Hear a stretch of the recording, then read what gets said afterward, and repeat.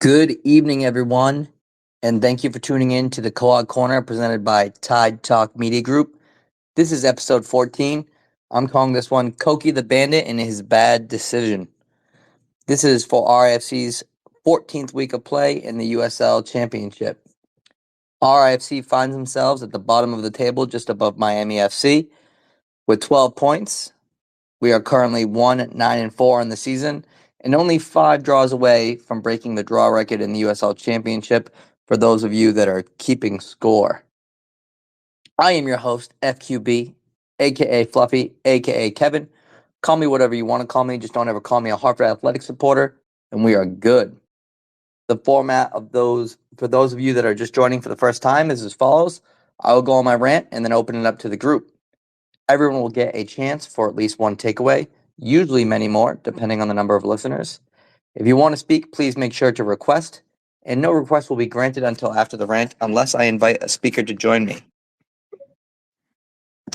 So before I get going tonight, obviously it's going to be a difficult episode. The Celtics are on. They're trying to clinch and win the NBA Finals, so completely understandable there. But also, I want to start this episode with a little bit of a disclaimer and a little bit of an admission. So I played soccer my entire life, all the way up to my freshman year of college. I stopped playing after my freshman year at Johnson Wales University. One, because I'm a tiny person, and two, I wanted to drink and get fat and fuck as much as possible. So that didn't leave much time for sporting. But when I did play, I was a fairly dirty soccer player. I loved getting away with fouls without getting caught, and I loved using my small size to my advantage. It worked well. So I'm all for tough play and fouls. Actually, I love it. I love aggressive play. I love slide tackles. I love risky chances. And I like it even more when it doesn't get caught and the ref doesn't blow the whistle. But if the ref blows the whistle and there's a foul is called and it stands, it fucking stands. And that's just the fucking end of the story. So let's start this one with the tailgate. And I mean that my couch, it was fucking great. Don't get me wrong. I love going to games. I love going to away days. And I even love going to the watch parties and hanging out with all you sickos, drinking some beers, bullshitting. But parking my little ass on my couch with complete control of volume and food and beverage is pretty swell as well. So it was nice to get a little bit of a break from the mayhem that usually ensues at Bernie Stadium. And I was able to really sit down and pay attention to everything that was going on in the game. My expectations for this one were not very high after the Detroit City game. I felt uninspired for sure. But boy, oh boy, was I pleasantly surprised. The way the boys came out, we are talking about 87 minutes of aggressive dogfight style soccer. It wasn't pretty, but it felt fucking great. This is one of those games where the eyeball metric and the stat sheet couldn't be further from what was actually happening in real time. When you watch us play, like I said, for the first 87 minutes, we were destroying them. They had their chances, but like we owned that game. It was ours. And then my good friends Matt and Ryan, they could dazzle you with their stat sheets. And if you didn't know or didn't watch the game, you would have assumed that we were getting our ass handed to us the entire game. That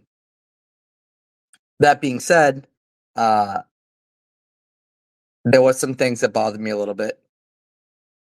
There was a pretty obvious penalty that was missed.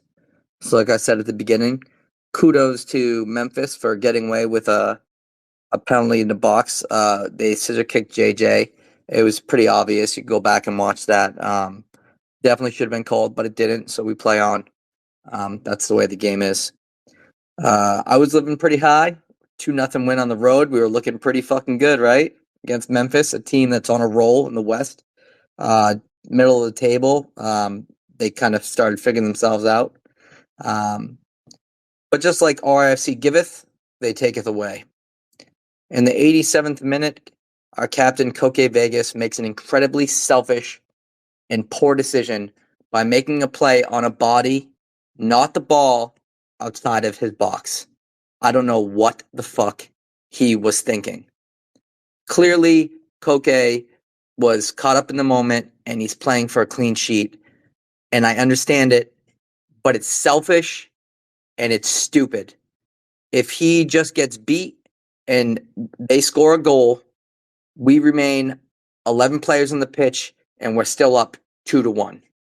Likely finish the match 2-1. We had fresh legs, Fuson's on there.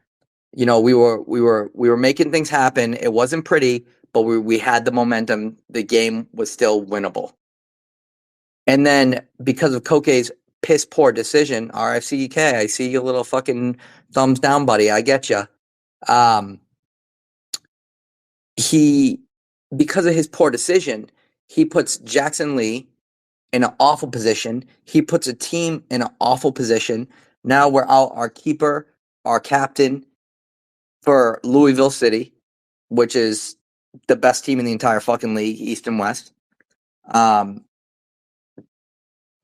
Poor Jackson Lee comes in and gets dunked on first minute of play in the game. And it's not his fault. That was tough. Cariaga, however you say his name, I think it's Cariaga, strikes the ball really well, upper right-hand corner. It was a great free kick. But then, everything, we'll still have the lead. We're playing. And then if you guys listen to Matt and Ryan's recap, anything after this, just the wheels fall off the wagon. We couldn't put together more than one pass. Every time we played a ball in the air, it was a turnover. It was just really, really bad. And then, of course, we have Karifa Yayao, who makes another poor decision and completely dumps a guy inside of the box for a very clear and obvious penalty. By the letter of the law of the game of fucking soccer, it is a penalty. It's not an opinion. It's not even, it's just not, it's a fact. It's a fucking penalty. He not only does he grab his jersey, but he takes him to the ground inside the box. That is up to the ref's discretion. If he whistles it, it's a penalty. If he doesn't, great, wonderful, play on. But guess what? He didn't, and we fucking tie. And does it feel like a tie? No. We get a point on the road. It was definitely a moral loss for sure. But I think the one thing I want to add to that is that I think the team found something in this game, that they have a certain drive within them, like they played with a chip on their shoulder in this game. And it wasn't, like I said, it wasn't pretty football, but they were getting it done. And I think that they're going to start something here. I don't know if it's going to be in Lou City, but I think that they're starting to really piece together their attitudes and their desire to get points on the board. Look at Jackson's going to be back in net, and he is also going to have a chip on his shoulder. He got put in the game in a horrible position. He is a phenomenal shot stopper. Like, my confidence level with him in there from the start of the game is unwavering. So, I think if we play like we did this weekend against Lou City, like we did at home, there's no reason why Mustache can't get us the clean sheet and we can get another 0-0 draw, which would be a massive victory for us. And again, we back to that thing for the goalkeeper mentality. If Jackson goes out there and he's got the hot hand and we come away with a point or 3 points, you got to roll with Jackson. You have to. So we're going down to Lou City. Everyone knows what that's going to be like. It's going to be a very tough game. So any result is going to be a victory in my mind. But I would not be surprised if we came back with no points, to be honest. The other thing we're gonna go over here is we had the topping off ceremony, which is really neat. Matt from Tie Talk as well joined me at the steel ceremony. We got to sign our names on the final beam that got hoisted for Tidewater.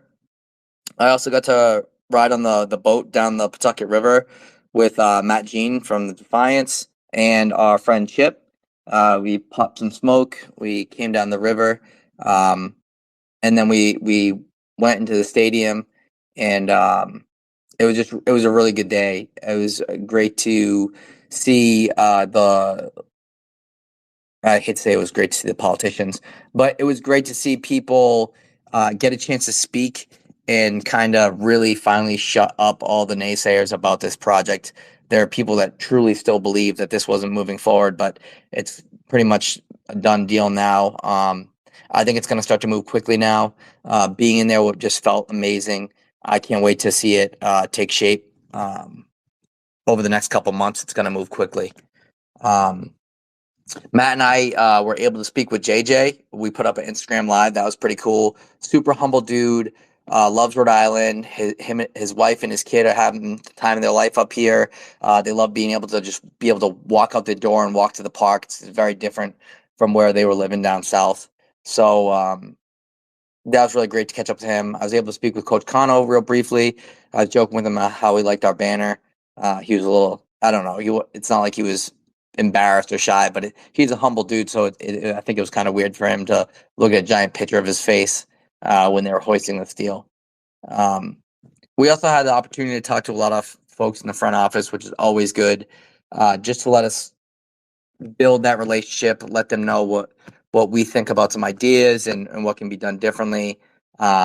We certainly talked at length about the fan anthem, which I think will be changing shortly, but stuff like that, it's not nearly as important as watching this team come together and trying to get some wins. Again, talking to JJ, he's really confident that once they get that second W at the current starting 11, that the dominoes are gonna start to fall. So pretty exciting stuff. We're gonna open this up. We got some requests already, so let me get before I let Matt hands in here. I just want to say unequivocally 100% the Yao penalty was a penalty. And what's going on, Matt? How we doing tonight? Oh, it's doing wonderful, man. I'm down in Philadelphia for work. Oh, cool. Yeah, so as you probably know, you and I disagree on this game for once, which is a good thing, I guess. It's good to not agree all the time. But yeah, so I do agree, though, on like the first part of the game. Obviously, we played really well, especially I think the midfields like Ibarra and Holstad and McGlynn especially, I thought were really good. Obviously, McGlynn with the goal. Brito kind of with that hustle play to get a goal.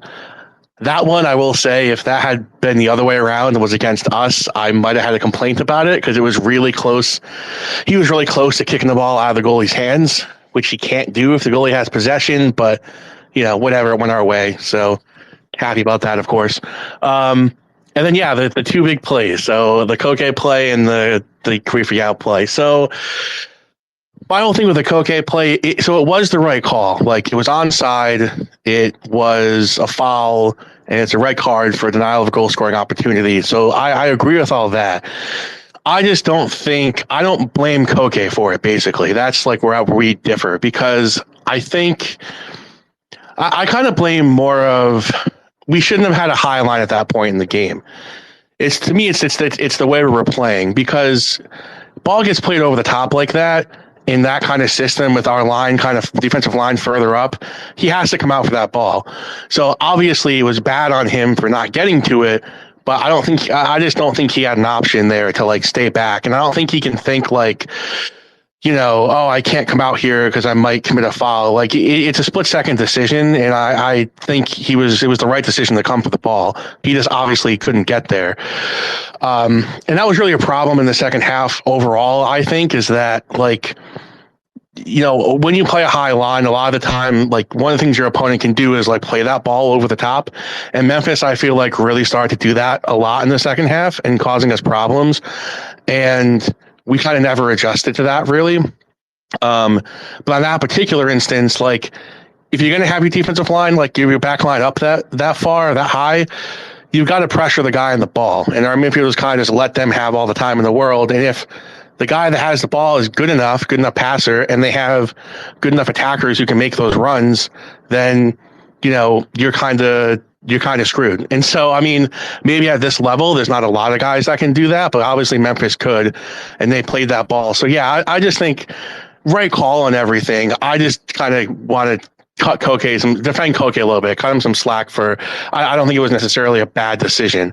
And then on the other one, the penalty kick, yeah, I get what you're saying that Yao did have his arms on him, but I think they were both tangled up. I think their player was grabbing him as well, and it was kind of like a back and forth. And I just think like I understand not putting your hands on the other player, but it's still a bad call in my opinion. Like you can't call that.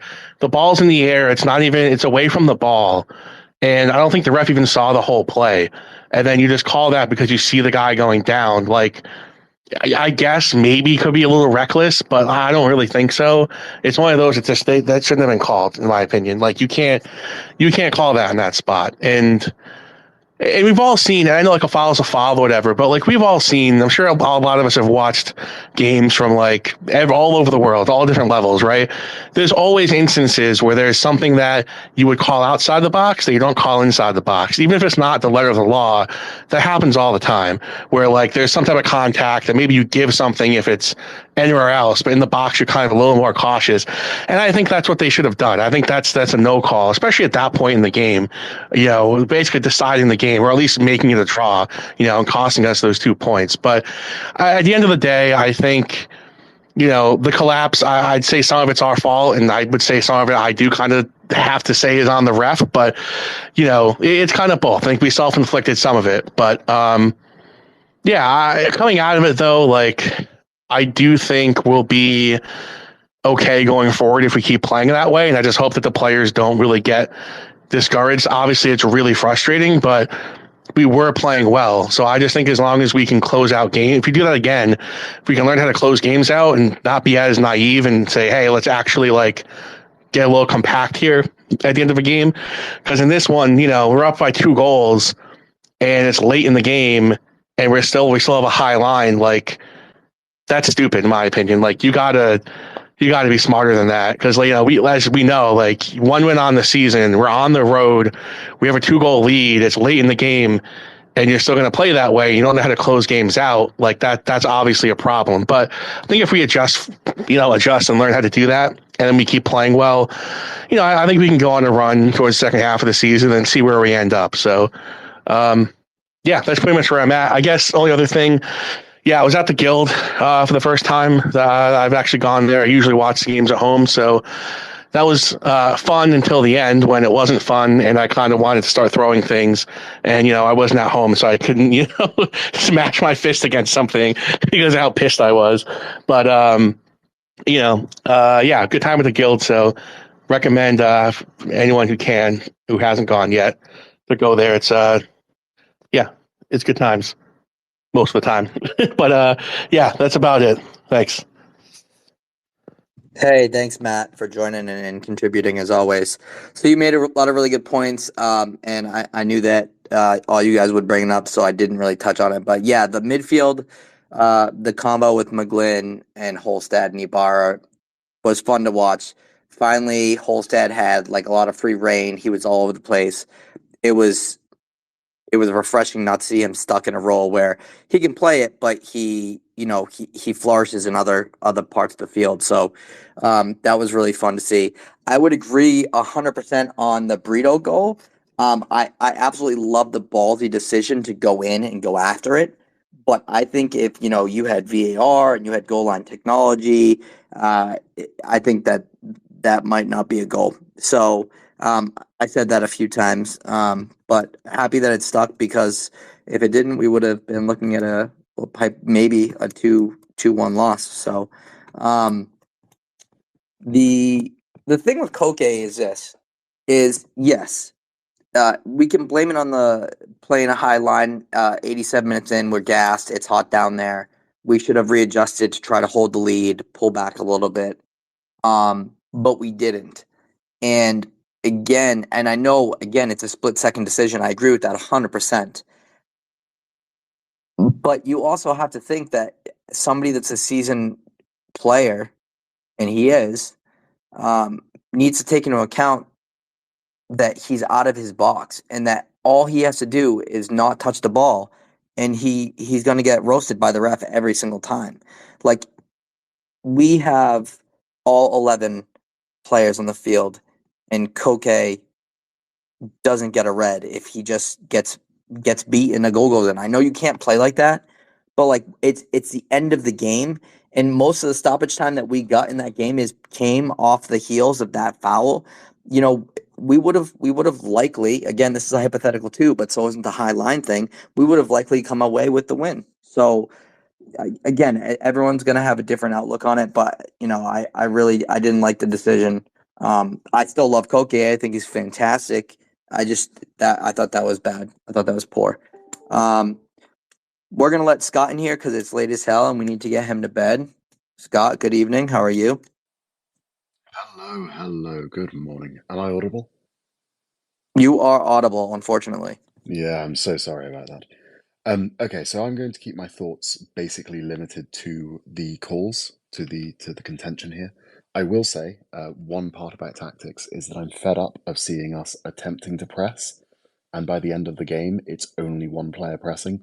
A one player press is pointless, and it keeps fucking us up. And I would like to either see us stop pressing and conserve energy, or at least two other players go with the lead man, because we're just being beaten like so frequently. And genuinely, I think we shouldn't press, not press, we shouldn't press at all, but we shouldn't be pressing as hard as we are in the late minutes because even when we are getting more players up, we just keep losing the ball. You know, we get the ball, we lose the ball, and then suddenly there's a counter attack. We've got five players the wrong side. Bad decision. Okay, so contentious calls. The first penalty call that was missed, that was a penalty. It just clearly was. I do not know how they missed that. It was a terrible miss. My only thinking is that with the standard of refereeing in this league, it's very vibes based, it's very reactive. I think the referee went up first 3 minutes, can't do anything. It would be unfair to give a penalty in the first 3 minutes, not doing this, and just didn't blow. Bad miss, bad refereeing. He should be scolded for that. Um, I won't go any further because I'd say something rude. So yeah, first penalty definitely a miss. The Brito goal, I'm not sure if it's a goal. I'm not saying it isn't. I genuinely do not know. The rules are not fully clear here. They haven't fleshed out the rules for this exact situation. And to me, with the one camera angle that I saw that was definitive, or in any way definitive, it is unclear on the chronology of who got a touch to it first. I'm leaning to the fact that I don't think it's a goal. I think it's unlikely. But it's still open. I'm glad we got it. But again, it was a bit of a contentious one. Uh, I like the fact that between Matt and Fluffy, I actually agree wholeheartedly with everybody here, and I think I can be the unifying force where I can take the correct takes and meld them together into one super take. I think that Koke's decision to leave the box was not only right, but I would go further. I think his decision to commit a professional foul in the 87th minute when we're 2-0 up is fine. I would have made that decision. I understand that it did lose us the game. I understand that that professional foul not only got our keeper sent off, misses the next game, and also led to that goal. I think most of the time when you commit that professional foul, you do get sent off, but you don't concede a goal. I would have made that decision. I think it was a fine decision to make. I think if he doesn't make that decision, the goal goes in anyway, and I don't care about a red card if it saves us a goal. Genuinely, like not at all. Especially when we've got Lee as a backup keeper. So that's what I'll say about that. Now, This next part is my final part, and it is basically just a prelude to the brainworms you're about to hear about the final penalty call. I am trying to preempt any brainworms, any brain rot that's going on, where people support a team and therefore will just say, no, it's not a penalty. That was a penalty every single day of the week. Let me just be clear about some of the rules of football. You do not need to deny an obvious goal-scoring opportunity for it to be a penalty. Any foul in the box that would be given as a free kick outside of the box is a penalty. That was a penalty. If you go down as an attacker harder than the foul would suggest, it doesn't negate the foul. It's still a foul. I would say for social reasons, it's probably quite good to go down with a little bit of force because these referees do need a bit of prompting. And even if Yao was technically fouled first, it doesn't actually matter to the eventual penalty call necessarily. A lot of the time it will, but it is not necessarily the fact. I would also dispute the fact that Yao was fouled first. I don't think that that's clear by the footage, and only one of the two players between Yao and the attacker are going towards where the ball is about to be crossed. Two, Yao is only trying to obstruct the player. That was a foul, it was a bad foul, it was a stupid foul, and it was a penalty. That is all. Thank you very much. Thank you, Scott. Thank you for joining. Thank you for contributing. Yeah, I agree with you. Obviously, everything you said is literally from, common sense of the rules of the game. But also, not just that. Like Matt said it earlier, we all watch football at all different levels throughout the entire world, and there's sometimes penalties called that are much harsher and harder than that. But I've seen penalties called for much less. I've seen penalties called from somebody just holding somebody's jersey and nobody goes down. So it's just silly to argue that it's not a penalty. You can say you don't like the call because of the situation of the game. I understand that, but I mean, in this sense, context doesn't really matter. He fouled him inside the box, and the ref saw it, and he blew the whistle. Ipso facto, it's a fucking penalty. Deal with it. My bigger concern about all of this, and we'll open this up in a little bit, is where's Jackson's head at, in this, and I know as a professional keeper, this is your job. You win some, you lose some. I'm hoping that he's shaking it off and he's ready to go, because when he came in for us, when Koki got injured at the beginning of the season, he played phenomenal. Team of the week for 2 weeks. He was making some phenomenal saves. I'm just hoping he's ready to fucking go, and that he doesn't play as high as Koki either, which also makes me quite happy. So excited for that piece of it. Regrettably, I don't have any other requests, so I am going to up the Evan. Evan, good evening. How's Norton, Massachusetts?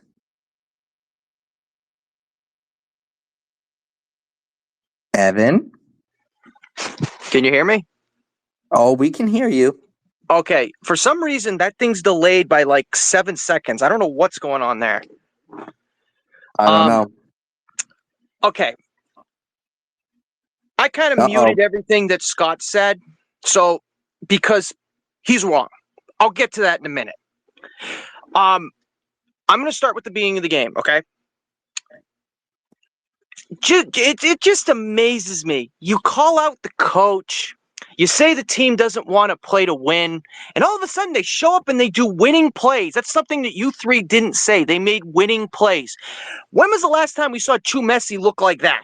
Or Brito making a winning play to try to make a goal? And by the way, the reason that goal should stand in any scenario, even if it was on our side, is because the momentum of the keeper, even if he had the ball, took it into his own net. So the ball would have been over the line regardless. It would have been in. That's a goal regardless, okay? Now, I'm not going to talk about McGlynn because I have a rant on him at the end, okay? Because he scored a goal, but I need to go at him. For about 85 minutes, I was happy. If you can believe that, I can get happy sometimes, okay? They were making winning plays. They were making plays that you were going to win. And then Koke, okay, and by the way, when I'm going to go on this Koke, it's not really a rant on Koke. It's kind of a combination of Matt's, Fluffy's, and Scott's a little bit on this, okay?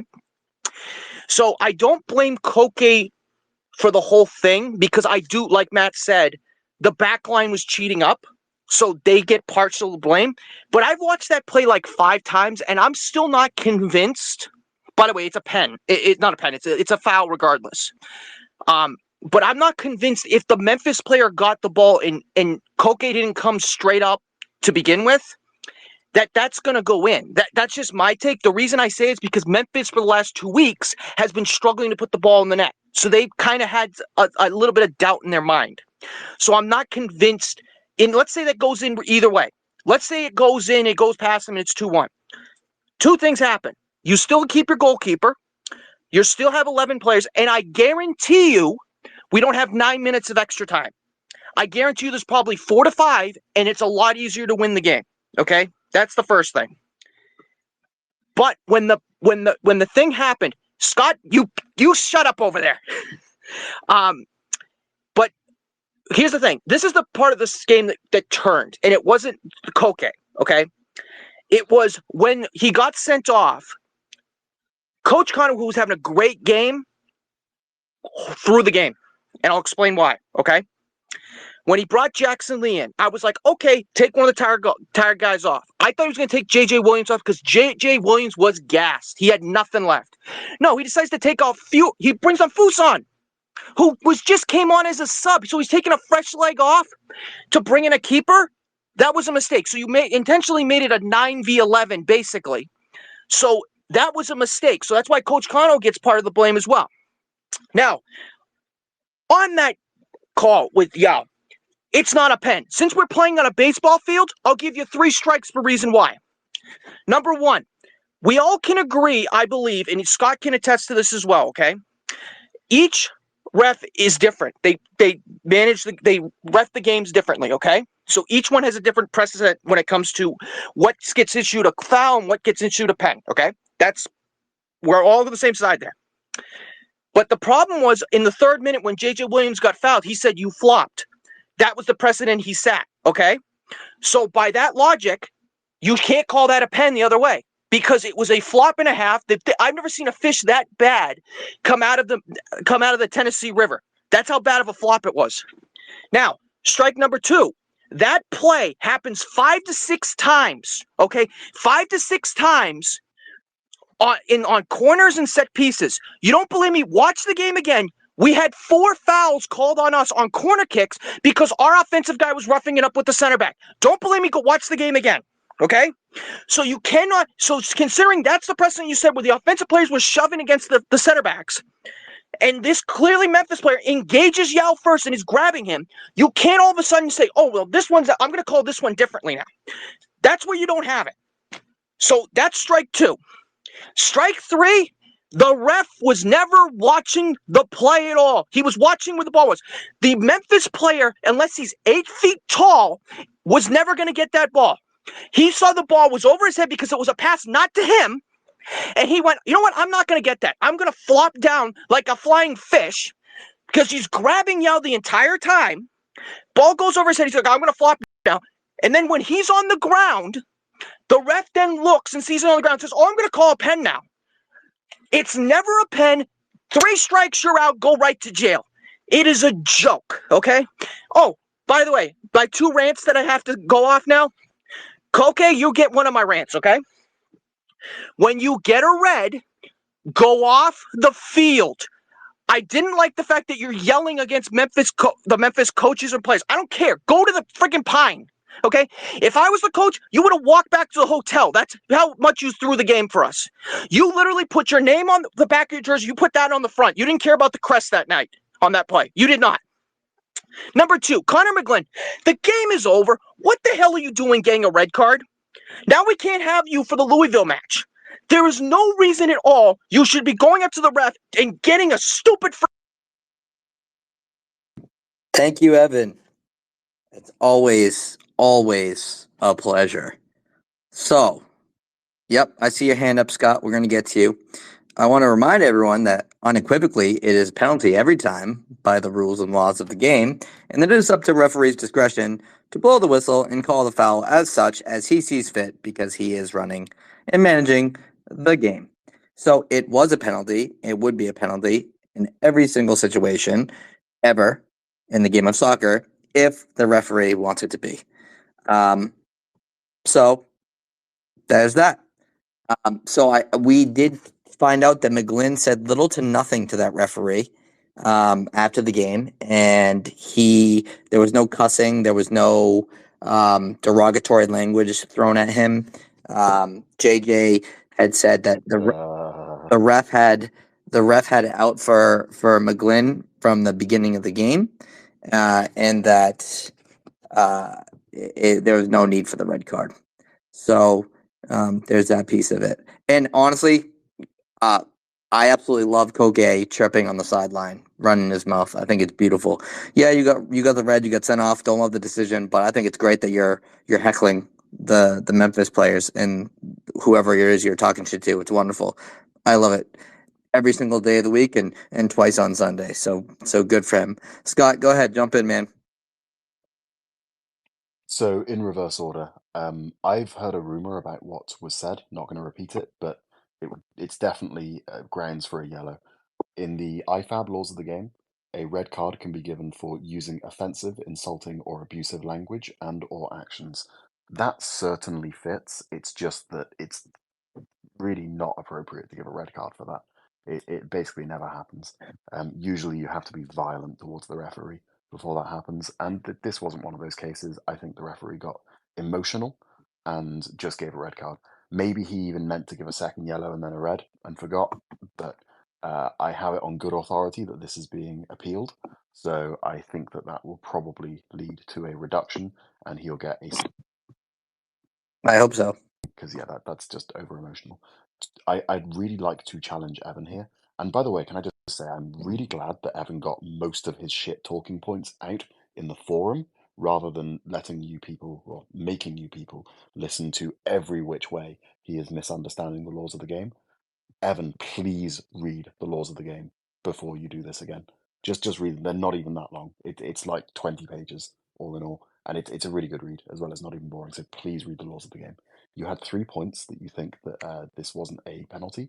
The first one was that the 3rd-minute call wasn't given. I agree. Refs are inconsistent. The first one was a bad call. The second one wasn't. You said that it happens 5 or 6 times on corners. This is true. People get away with murder on corners. I fully agree with you. But that doesn't mean to say that that wasn't a penalty. Corners should be refereed a lot better. They just should. But defenders get away with murder. It is part of the culture, and it sucks. But that doesn't mean that what happened there wasn't a penalty. And the third one, I've told you specifically multiple times.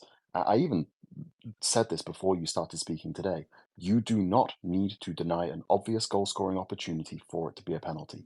It does not matter that that guy would have had to have been 8 foot tall to get that ball. It simply does not matter. He could have been 100 feet away from the ball. If he is fouled, it is a free kick. If there is a foul that would have gotten a free kick outside of the box, inside of the box, that is a penalty. It is the laws of the game. This is not an opinion. Penalty! Hey, Scott, it seems like you completely forgot. No, Scott, it seems like you completely forgot where I said on the 4 corners that RIFC had, I believe it was 4 corners, they got called for offensive fouls because our offensive guys were grabbing and hugging and manhandling their center backs. They literally said offensive players aren't allowed to do that. But when an offensive player does it to us, it's a foul. That you completely missed that. Okay, it's not a foul. It is a flop and a half. Oh my goodness, it was so bad, Scott. You would have fried that up and had some nice chips with it. That's how bad it was. Okay, Evan made a fish and chips joke. Yeah, that's pretty funny. Yeah. Anyways, we've done this now for like a week, but it's a penalty. It is every single day of the week. It doesn't matter if he flopped like a fish, because in the video, unless you are blind and you physically cannot see with your eyeballs, he grabs his jersey and then he wraps his arms around him and he twists him, even if it's lightly, and he goes to the ground, it is a penalty. He sells it. He sells it well, and it's smart to sell it because guess what? He got the penalty. Scott? Just If one you more watch the thing. video real quick, hang on. Okay, go ahead, Yeah, Scott. no, Go ahead, Scott. I'll let Evan have his final piece about whether that's a penalty or not because I'm going off topic. Go, Evan. No, because all I was gonna say was when you were talking about the grab, if you watch the video, okay, both players are grabbing. It looks so bad on the grab. I thought they were trying to compete for Dancing with the Stars, which they would have been thrown out of the building because that's how bad of a dance it was. They're both grabbing. The Memphis player, if you watch the video, when he does his little pirouette or whatever the hell it's called, okay, he literally is grabbing on the other side of Yao's shirt to pull himself around to sell the call. The side that you can't see because we've only got one camera. Yep. Yeah, that side. Okay. I disagree. I think Evan is literally looking for things, looking for things that he literally can't see because the camera isn't 360 degrees, it's only 180. The grab that he's talking about is literally off camera behind two bodies. I don't see how he sees that without X-ray vision. The off point thing that I was going to say is that we are criticizing Koke a lot for this first goal. I don't think we should for the aforementioned reasons, but I really think that the person we should be looking at is Khalifa Yao. He played the guy onside, and the guy was about 6 inches onside. If Khalifa Yao had the forethought to keep a back line and was in line with everyone else, which was a good 3 or 4 feet, that wouldn't have been a goal. That would have been offside, and we wouldn't be having this argument. I genuinely think that the person most at blame for that is Khalifa Yao. Matt, go ahead. No, yeah, I was gonna say something on the penalty, but I'll leave it. But on what Scott just said, yeah, I'd be interested to know what our back line is trying to do when they're playing high as far as defensively, because yeah, Yao could have stepped up and caught him offside, but other times it seems like we try to track back. So in that situation, you can either play an offside trap or you can try to make a recovery run, which is I think what Darce has been doing a lot lately for us, which is why he's kind of quickly become my favorite player because he's fast enough to always make that run back. So yeah, I'm not really sure what Kano's doing there, if he's trying to get us to play teams offside when they play the ball over the top like that, or if it's more of we're trying to track back. But it'd be interesting to know what that is. But either way, it didn't work, obviously. Yeah. No, I mean, look, I love playing the trap. If you do it and you do it well, it's fantastic. But I don't think that some of our defenders are as disciplined for it to work like it's supposed to, which is what we saw and what we would continue to see. So, yeah, go ahead, Evan. You're itching. Well, and here's the other thing. This is the last thing I'm going to say regarding this, and then I want to move on to something else, okay? I think we all can agree we've abused this horse to death. Let's move on, okay? But all I was going to say was, when was the last time on the Quahog Corner, okay, that I defended Trash Can Yao? You can't find it, okay? So why would I be defending him now unless he was innocent? That's my point. Now, going past that now, okay? You bring up the offside thing. The offside thing I think can work, but here's the thing. I don't think Yao, how can I put this? I don't think his play is to kind of do that because he looks like a guy that always wants to see where the guy is and not worry about offside traps like the finicky stuff. Could we now, how close is Stoneman from coming back? Because I want to try Stoneman and Nadarce coming back just because I like Yao coming in as another option off the bench, but I just want to see if Stoneman and Darce can fit more of that kind of for that trap game, because I feel like Yao's playing players on the side. I know Turnbull's done it as well, but I think we need something like that so stuff like this doesn't happen. And I completely get what Scott's saying. We can't really blame this on Koke. I understand that, but Koke does deserve. I'm not going to say he gets 100% of the blame, but he should get a big chunk of it because his play was the flashpoint of the game. That's all I was going to say. But here's the other thing. One more thing.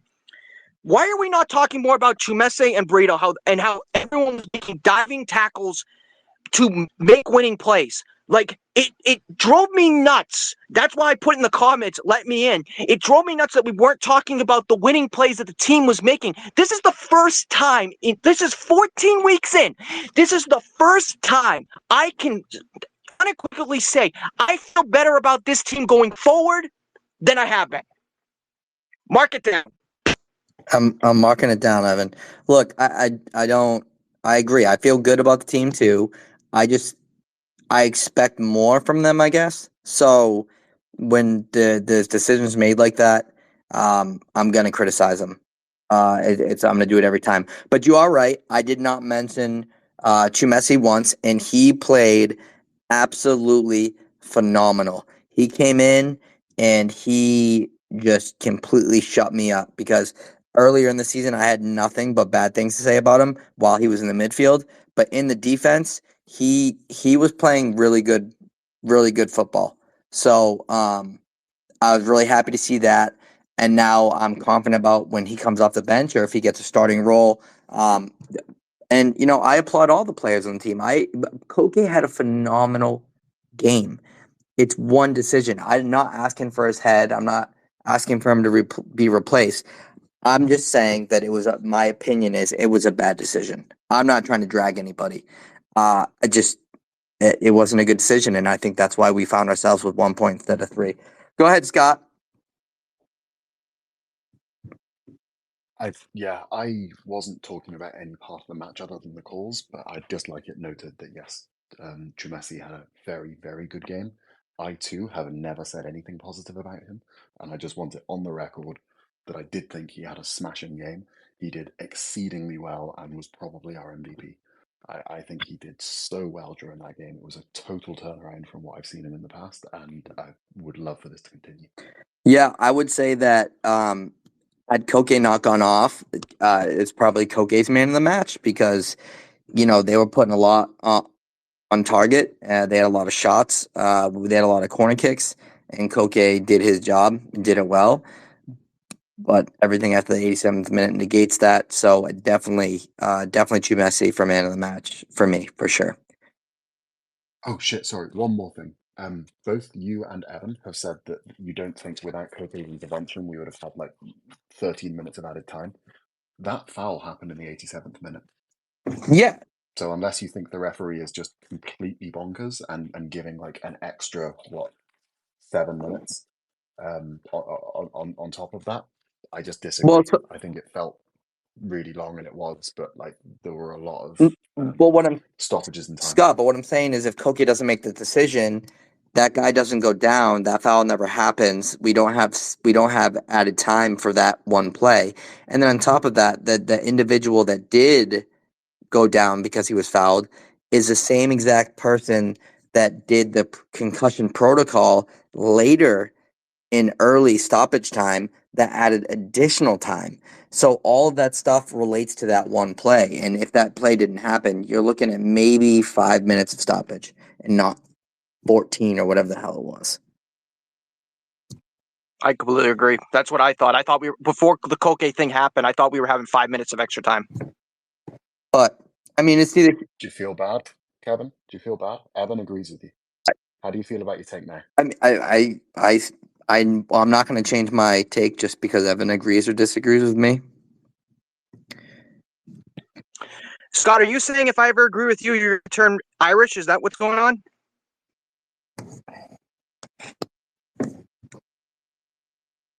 I've been advised by my lawyer not to respond to that.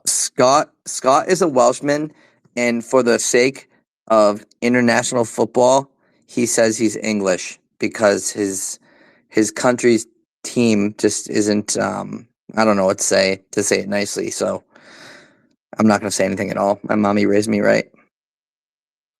I thought the Welsh team was good. It was just that it had bad luck. No. Gareth Bale is a good footballer.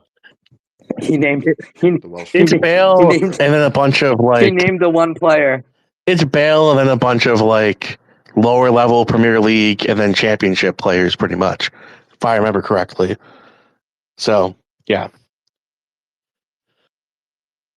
I'm only going on. The only reason I'm saying what I said is because they did make it to the World Cup. Okay, they did at least make That it was there. all Bale. That was just Bale. Like, he wanted to get there once before his career was over. I think. No, I love Bale, but this is a RFC space, but it is the Right. European Cup, and it'd be foolish not to bring it up. This week I'm kind of screwed because I'm on travel. Next week I am not missing a game, but this is obviously they did the groups a long time ago, and I guess I just didn't pay attention to them doing that. Holy shit! Did they purposely give Portugal the easiest path forward? Like they should just they don't even have to play their games. Don't jinx us. What's that? I said, don't jinx us. It sounded like a jinx to No, me. don't jinx us, man. I'm pulling for Portugal too. I'm half Portuguese, so I want them to win. Well, I mean they're going to win. There's not until they get to the knockout rounds do they have anything to be concerned about. The group they're in is absolutely Okay, so horrible. say that then. What's that? So say that then. Say they'll make it to the knockout round. It's like that's 100% what's going to happen. Yeah, that doesn't mean they're going to win it though. No, but they're definitely the top 3 teams in the Euro for sure, in my opinion. I'm going to make a prediction. I'm going to make a prediction here. Mark it down.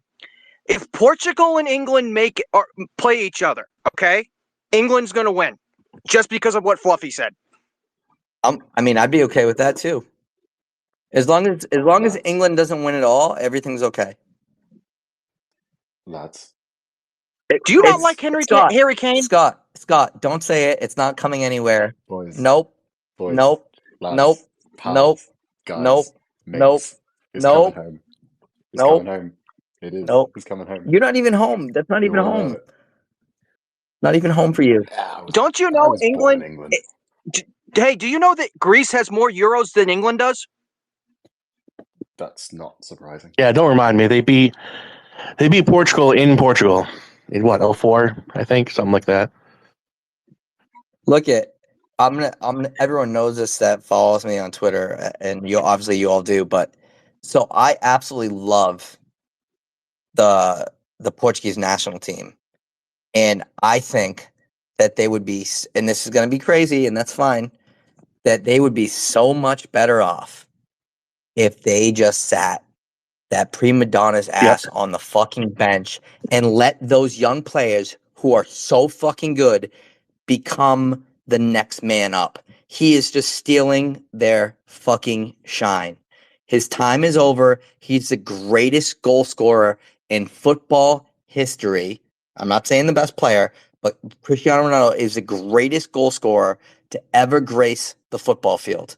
You just heard me say that. But he is a cancer, and he's a little bitch.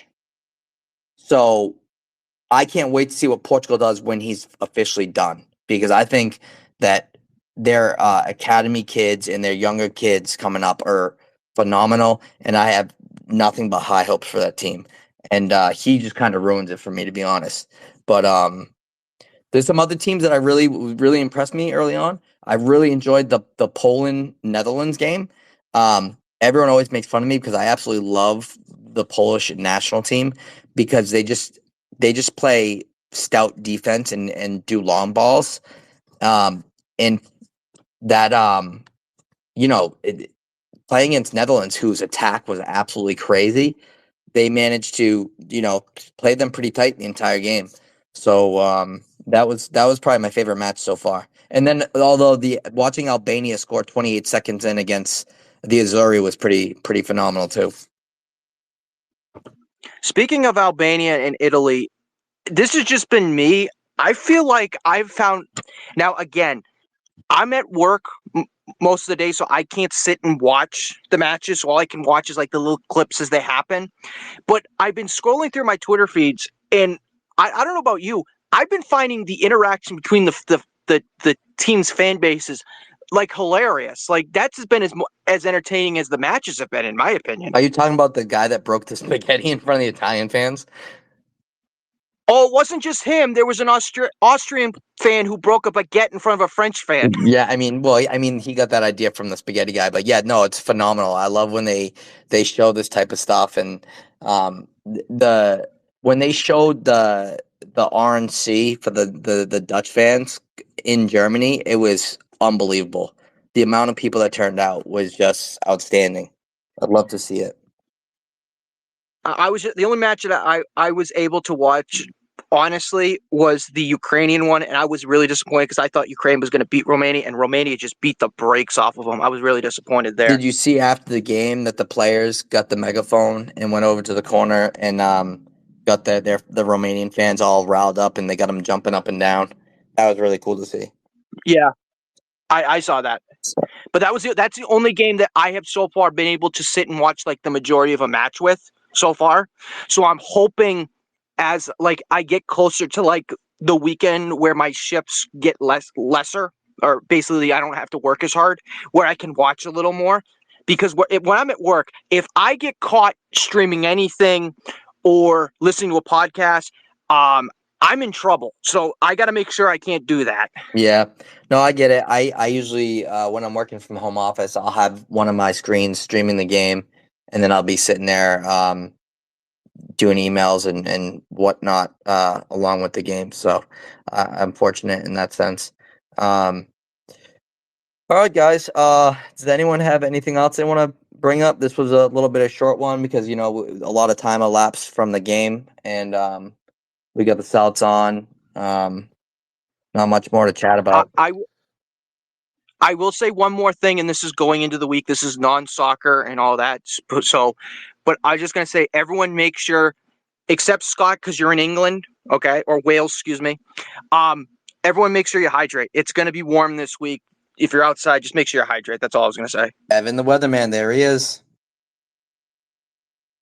Scott? Thank you. That's very kind of you to think of everyone's hydration. But Evan, before the next Quahog Corner, can you please read the laws of the game just for me? I'm not kidding. Can you make that promise to me that you will? You do realize, Scott, okay, and I'm dead serious when I say this. When I do that, I'm going to think, why isn't that called? Why isn't that called? Why isn't that called? Why isn't that called? Why isn't that called? Why isn't that called? Why isn't that called? Great. Fantastic. No, that's the you don't problem. always You have can't bad call takes. everything. If you're not going to call it one way, you can't call it the other. That's the point. Actually, I you just can want do you to whatever you want. understand your opinions, because like in the forum, you've been having really bad takes based on vibes, and I would rather you have bad takes based on the law. So please, can you make that representation to me that you will at least try Can you to say read that the laws again? of the I game? barely heard that. Did you say bad baseball vibes? No, I think that you have bad football takes based on vibes, and I would rather you have bad football takes based on your understanding of the law. Let's just Please say, read the laws of the game. let's just say, Scott, my takes are my own. I'm not going to be manipulated by a rule book. I go by what my eyes tell me. 60% of the time, every time. All right, guys, that's it. I'm gonna call it. We got Louisville on Saturday, and then short turnaround where we got Wednesday night at home against El Paso on June 26th for Pride Night.